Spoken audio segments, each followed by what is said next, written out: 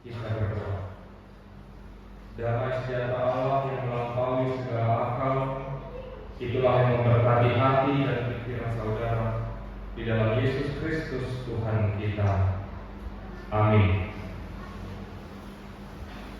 Firman Tuhan dalam minggu keempat setelah Trinitatis pada hari ini tertulis dalam surat Paulus kepada Filemon pasal yang pertama ayat 4 hingga ayat yang ke-7.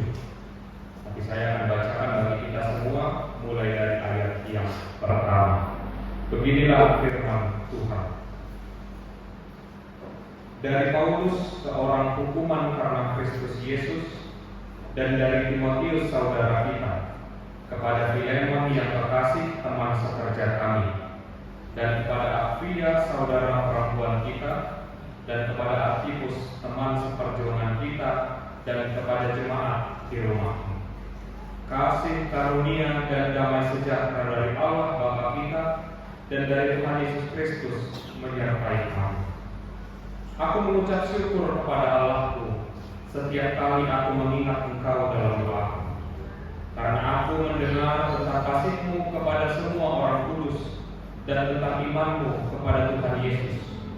Dan aku berdoa agar persekutuan-Mu di dalam iman turut mengerjakan pengetahuan akan yang baik di antara kita untuk Kristus. Dari kasih-Mu sudah kuperoleh kegembiraan besar dan kekuatan, sebab hati orang-orang kudus telah Kau hiburkan saudara. Demikian firman Tuhan. Shalom. Shalom. Amankan saudara-saudari di dalam Yesus Kristus. Perikop ini khususnya ayat yang keempat tidak asing lagi bagi generasi muda. Kenapa demikian? Karena ayat ini sering dipakai untuk menggombal. Mulai deklarasinya. Aku mengucap syukur kepada Allahku setiap kali aku mengingat Engkau di dalam doa. Siapa yang pernah menggunakan ini untuk menggombal? Atau siapa yang pernah digombal pakai ayat ini?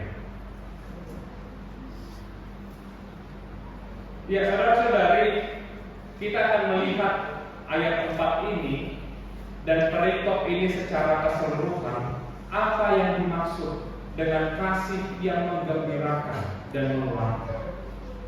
Bagaimana kita harus melakukannya, dalam kondisi yang bagaimana kita harus mengasihi dan memberikan kekuatan serta sukacita bagi orang. Maka khotbah ini akan menjawab pertanyaan. Filemon adalah seorang yang kaya raya pada masa itu, dan dia adalah anggota jemaat dari Kuria Kolose. Sebagaimana orang kaya pada masa itu, wajar, hal yang lumrah bagi Filemon untuk memiliki banyak budak atau hatoban di dalam rumah. Budak-budak itu ia beli, kemudian ia suruh untuk bekerja di rumahnya, di ladangnya, di kebunnya, menjaga ternaknya, atau mengerjakan apapun sesuka hatinya. Dari banyaknya budak itu, ada seorang yang bernama Onesimus. Singkat cerita, suatu ketika Onesimus ini mencuri dari rumah Filemon. Setelah mencuri, dia pergi kabur dari rumah itu. Kemudian dalam pelariannya itu, Onesimus berjumpa dengan Paulus yang saat itu sedang dipenjara. Bertemu dengan Paulus, kemudian Onesimus bertobat.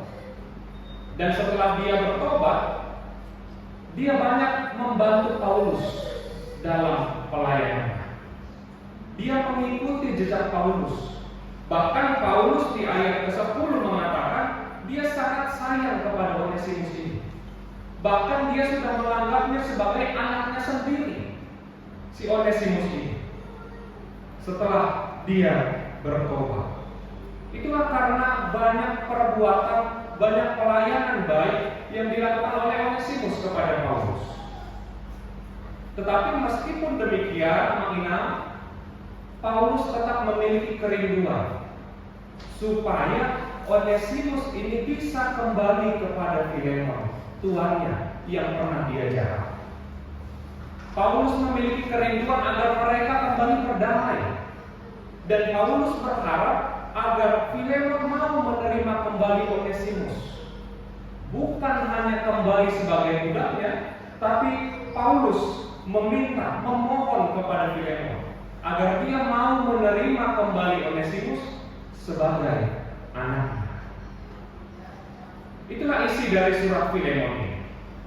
Surat yang sangat pendek, kitab yang sangat pendek, hanya terdiri dari 1 pasal dan terdiri dari 25 ayat. Alanya kamu kainan siang langgatanon, mami dohami Tuhan mo nasalubog na, dunsa katanon dumunak kita siang garit tao, lewat kamu majotikin mo na 10 menit, lalu manjara purpoko. Mulai siang ayat 1 ayat 25. Asa ulang takusi lapangan ini turun. Nah, kamu mau lihat? Pria itu kata, lantas apa yang bisa kita pelajari dari kisah hidup Paulus, Filemon, dan Onesimus? Nah, para jodoh, tokoh mahita madot mau lihat itu, tetaplah bersyukur kepada Tuhan. Melalui surat ini kita bisa melihat, kita belajar dari Paulus untuk mengucap syukur dalam setiap kondisi kehidupan kita. Dalam setiap pergumulan hidup kita, tetap menaikkan syukur kepada Tuhan. Ketika hidup kita baik-baik saja, ketika hidup kita sejahtera, mudah untuk bersyukur. Tapi ketika hidup kita sulit juga untuk bersyukur. Tapi mari kita lihat apa yang dialami Paulus. Kalau kita baca di ayat yang pertama dan ayat yang ke-9, Paulus secara gamblang menjelaskan kondisi hidupnya. Di ayat yang pertama dia mengatakan bahwa dia dihukum karena Kristus. Dia dihukum karena kesetiaannya kepada Tuhan Yesus. Dia dihukum karena kegigihannya memberitakan firman Tuhan. Kemudian di ayat 9 dia mengikuti lagi, enggak matua arwah. Aku sudah menua. Artinya tubuhnya tidak sebugar yang dahulu, tidak sekuat yang dahulu. Bahkan dia sekarang berada di dalam penjara. Kemudian di 2 Korintus 12 ayat 7 Paulus juga mengatakan, "Nah, basir-basir musimu. Ada duri di dalam daging." Yang mau menggambarkan ada sebuah penyakit di dalam diri Paulus yang tidak bisa dia hindari. Ada penyakit yang tidak bisa dia sembuhkan, yang harus dia bawa kemana-mana dalam kondisi tubuhnya. Dan itulah kondisi Paulus sekarang. Dihukum bukan karena kesalahannya, di penjara, fisiknya sudah tua dan sedang sakit parah. Alena tapesoni kondisi si Paulus, tapi lihatlah apa yang disampaikan kepada Filemon. Di ayat 3 Paulus menyampaikan berkatnya kepada Filemon. Dan di ayat 4 Paulus mampu bersyukur atas setiap kebaikan yang pernah dilakukan oleh Filemon kepadanya. Idahuak kamakainan nanai bidok di sini, meski di dalam kondisi hidupnya yang serba sulit, serba terbatas, serba menyedihkan, tetapi Paulus mampu tetap bersyukur kepada Dia. Paulus mampu menemukan alasan untuk tetap bersyukur. Segala keterbatasan yang ada pada Paulus tidak membuatnya berhenti untuk bersyukur. Di tengah-tengah penderitaan yang dialami di dalam hidupnya, Paulus mampu tetap bersyukur kepada Tuhan. Sekarang pertanyaannya, bagaimana dengan kita? Sudahkah kita bersyukur di dalam hidup ini? Sudahkah kita mensyukuri keadaan hidup kita sekarang? Atau kita masih terpaku pada kesulitan-kesulitan yang kita alami? Masih terpaku pada hal-hal yang belum bisa kita miliki, terpaku pada hal-hal yang terjadi meski tidak kita inginkan. Begitu saudara-saudari, hari ini Paulus mengajarkan kita untuk selalu bersyukur sesulit apapun keadaan kita. Dan kalau kita renungkan sebenarnya kehidupan kita ini, ada berjuta alasan untuk kita bersyukur. Ada banyak sekali alasan yang bisa dan yang harus kita syukuri dalam hidup kita. Bersyukurlah kalau masih bisa gajian bulan ini, meskipun harus langsung bayar paylater, bayar cicilan, bayar hutang dan sebagainya. Bersyukurlah kalau masih bisa bergereja hari ini. Bersyukurlah kalau semester yang lalu boleh terlalui, meskipun hasilnya mungkin di bawah ekspektasi. Bersyukurlah kalau kita masih punya teman untuk bertukar pikiran, teman untuk makan bareng, teman untuk hang out bareng. Bersyukurlah kalau kita masih dikelilingi oleh orang-orang yang mengasihi kita. Dan berjuta alasan lainnya untuk mensyukuri hidup ini. Bahkan nafas kehidupan yang setiap detik kita hirup, itu adalah hal-hal yang sering kali lupa untuk kita syukur. Nafas kehidupan, nafas yang tanpa Tuhan berikan, kita tidak bisa memperoleh. Nafas kehidupan yang harus kita syukuri setiap hari. Kurang doa dan koi hehe siang korban, dan koi dumo ibadah siang korban. Manor, kira kira semua. Modul ibadah orangnya, laus sobo ibadah he, laus sodu, laus modul ibadah kapolong saleh ini. Alana moro sodi udut debata kosa luar itu kita, dan koi kita mau doa. Untuk itu nafas kehidupan adalah hal yang sepertinya sederhana, tapi sering kita lupa untuk bersyukur.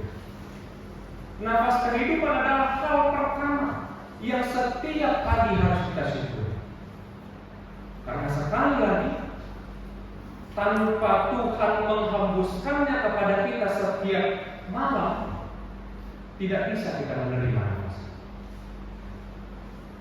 Ada tradisi Tiki kami di STT,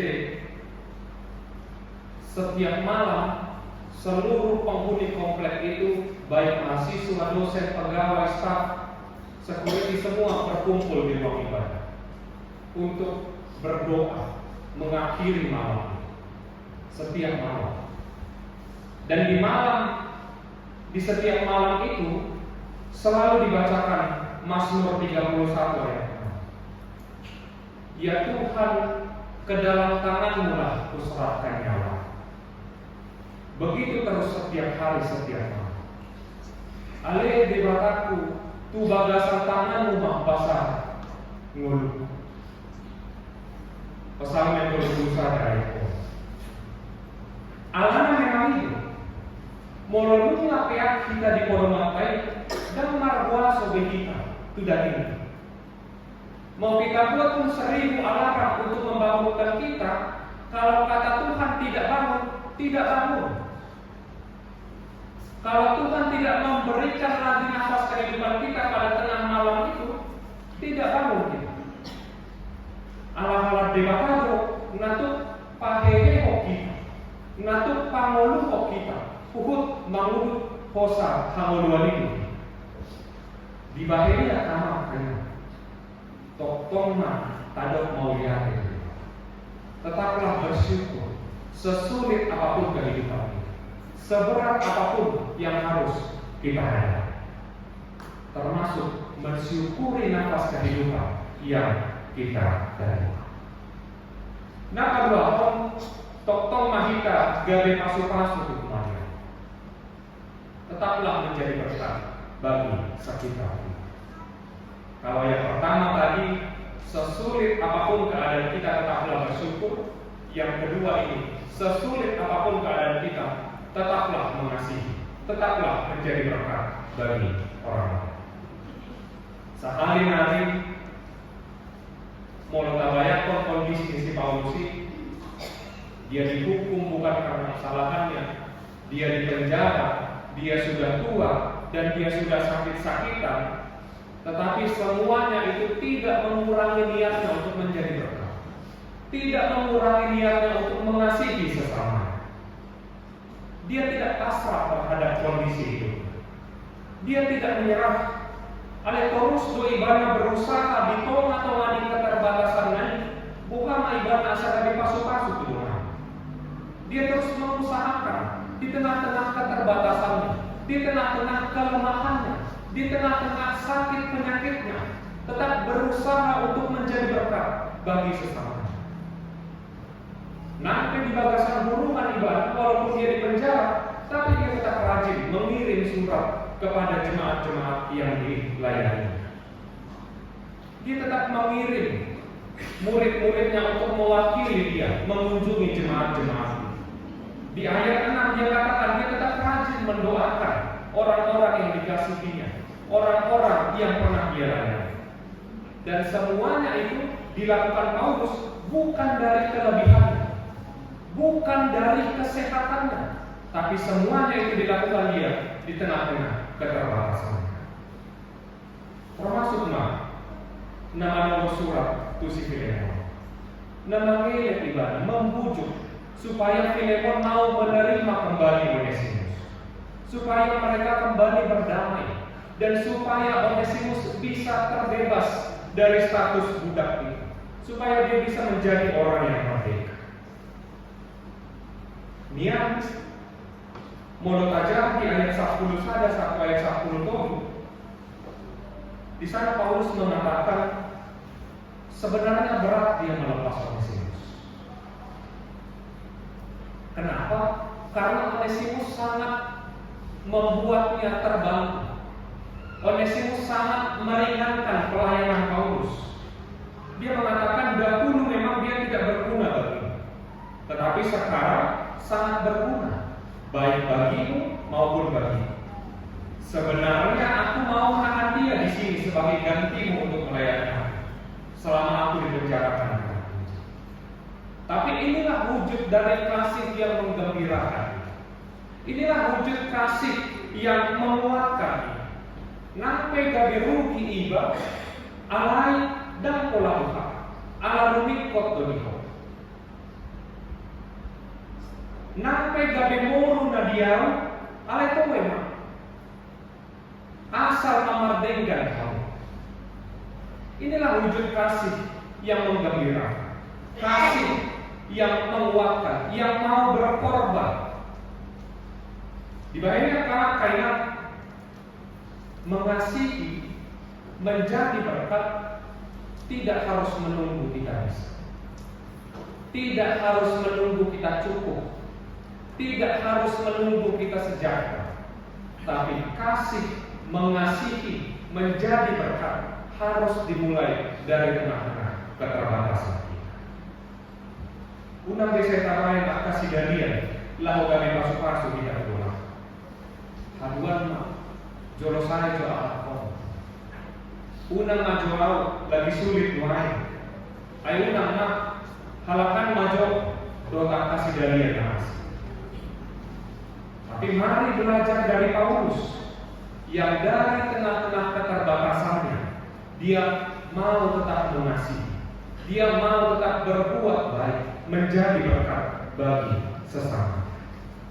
Atau tak bakit menurut tahu dari pasu-pasu kemudian markite aka na boi aka na tolak migoho asa boi makorhon lasniro makorhon apulakul kudoman kuman.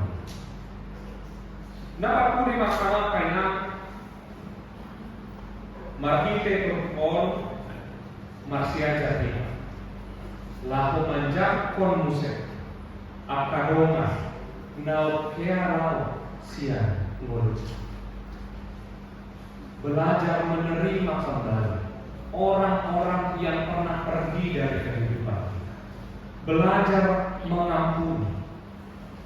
Di dalam hidup kita pasti pernah ada Onesimus yang pernah menyakiti kita, yang pernah membuat kita terluka. Mereka yang pernah membuatmu menangis, mereka yang pernah meninggalkan luka di dalam hidupmu, mereka yang bahkan kesalahannya belum bisa kita terima. Tapi sama seperti Paulus yang mengetuk pintu hati Filemon untuk menerima kembali Onesimus, juga seperti Musa yang mengetuk pintu hati Tuhan untuk mengampuni umatnya. Kini melalui khotbah ini, Tuhan juga sedang mengetuk pintu hati untuk mau mengampuni sesama, untuk mau menerima kembali mereka yang pernah menyakiti. Paulus meminta Filemon menerima Onesimus kembali bukan hanya sebagai budak, tetapi menerima kembali sebagai anak. Dan ini jugalah yang Tuhan minta untuk kita lakukan. Bukalah pintu maaf ini, berilah pengampunan kepada sesama tanpa syarat apapun. Olo di bagasan hajol mautai, borak kita lahu mengampuni, borak kita lahu menjaga. Olo do sifata kadok dan kalau bau tahu nabi naik lahu juli, ngaku maafon ya, alai mau naik kembali soal ngajol dan boibe, tuma mau dan pajupa, una kubere muse, una kuingoti muse. Doa akar pembatasan nasi. Sering kita langsung membatasi Victor tagotapi polong mirokai. Alai tayi mau Tuhan tayi. Nama Esa sudah dosa tanpa syarat. Jalan jatuh dosa kita tua kuat. Tung sama dia pebargani hasalah akar. Tung sama dia pegodani dosa dijatuh dosa kita. Di bagian ini kama kaya Radhi mani satu semua manjak konsentrasi mula soal masih hafal ala sadar kita di bagasan Kristus. Soal ini makok kita mengalami berbuat markite natok kita madok mau lihat kita senantiasa bersyukur sesulit apapun kehidupan kita, senantiasa berusaha menjadi berkat sesulit apapun keadaan kita di tengah-tengah keterbatasan kita, dan dengan sepenuh hati menerima mereka kembali, memberi pengakuan. Amin. Kita berdoa. Terima kasih Tuhan atas firman-Mu kepada kami yang mengingatkan kami untuk mau senantiasa bersyukur, menjadi berkat dan memberikan pengampunan bagi orang-orang di sekitar kami. Ya Tuhan, kiranya Tuhan menguatkan kami, memberikan kami hikmat untuk melakukan yang sesuai dengan firman-Mu di dalam kehidupan kami. Ya Tuhan, terima kasih kami berdoa untuk gereja ini, HPP Dimension Jayapura, dan kiranya Tuhan menggunakan gereja ini Tuhan sebagai perpanjangan tangan untuk memberitakan firman-Mu di tengah-tengah kota ini. Biar Tuhan melalui gereja ini, melalui setiap pelayanan yang dilakukan, boleh semakin banyak orang yang terberkati. Biarlah gereja ini Tuhan, dan kami semua jemaatnya dan para pelabunya Tuhan bisa menjadi berkat di tengah-tengah kehidupan kami. Untuk itu Tuhan, berkatilah setiap pekerjaan kami, dan kiranya orang-orang terberkati melalui setiap apa yang kami lakukan. Berkati yang dalam perkuliahan Tuhan dan di bangku sekolah. Biarlah kami semua boleh melakukan tugas dan tanggung jawab kami dengan penuh sukacita dan dengan takut akan Tuhan. Bapak, terima kasih, kami juga berdoa untuk setiap umat-Mu yang dalam keadaan sakit. Biarlah kiranya Tuhan memberikan kesembuhan bagi mereka melalui obat yang mereka makan, melalui setiap makanan minuman yang masuk ke tubuhnya Tuhan. Biarlah itu menjadi jalan untuk memperoleh kesembuhan bagi tubuh mereka. Bila ada yang sedang dalam keadaan luka Tuhan, kiranya Tuhan menghiburkan mereka. mengganti setiap air mata dengan sukacita yang dari Tuhan. Terkhusus Tuhan, bila ada dari kami yang mengalami pergumulan yang berat, biarlah kiranya Tuhan yang berjalan bersama kami, Tuhan yang menuntun kami dalam setiap langkah kehidupan kami. Di Bapa yang Maha Kasih, kami juga berdoa untuk setiap umat-Mu yang berulang tahun pada minggu ini, ulang tahun kelahiran dan ulang tahun pernikahan. Dan kiranya Tuhan yang menambahkan umur yang baru ke hidup mereka, memberikan umur yang panjang dan kesehatan, memberkati setiap pekerjaan, sekolah dan kuliah mereka. Dalam kiranya Tuhan, sukacita saudara-saudara kami ini boleh semakin penuh hanya di dalam nama Tuhan. Bapa yang Maha Kasih, kami juga berdoa untuk tempat tinggal kami di Tuhan, Kota Jayapura dan sekitarnya. Dalam kiranya Tuhan memberkati kota ini dan seluruh pengisinya. Dalam kiranya melalui pemerintah kami, Tuhan berikan hikmah untuk memimpin kami dengan benar. Biarlah kami semua menjadi berkat bagi sekitar kami melalui pekerjaan kami masing-masing. Terima kasih Bapa, kami juga mohon ampun atas segala dosa dan kesalahan kami. Dalam kiranya Tuhan mengampuninya agar kami layak disebut sebagai anak-anak. Di dalam nama Anak-Mu Tuhan Yesus Kristus kami berdoa dan berserah. Amin.